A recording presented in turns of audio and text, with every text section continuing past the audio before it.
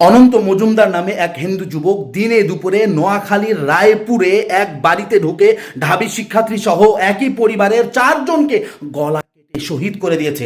আমরা এর তীব্র নিন্দা জানাই এবং এই অনন্ত মজুমদার সহ এর সাথে আরো যারা যেভাবে জড়িত ছিল তাদের প্রত্যেকেরই কঠিন থেকে কঠিনতর শাস্তি চাই।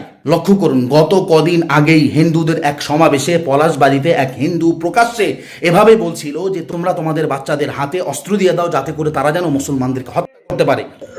কোন রকম একটা হলেও অস্ত্র, একটা ছুরি হলেও চাকু হলেও ওদেরকে দিবেন, ওদেরকে শিখাবেন। যদি আপনাকে প্রতিহত করে একজন হলেও মার্ডার করে দিবেন।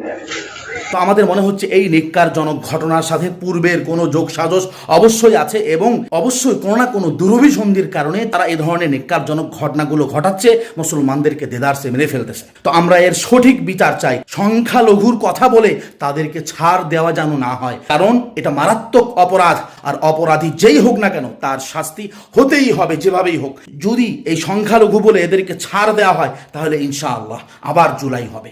আপনারা এই ভিডিওটিকে বেশি বেশি শেয়ার করুন যাতে করে প্রত্যেক মানুষের কাছে কাছে পৌঁছে যায় যে হিন্দু যুবক মুসলমানদেরকে কিভাবে দিনে দুপুরে প্রকাশ্যে গলা শহীদ করে দিচ্ছে। আসসালামু আলাইকুম রহমতুল্লাহ।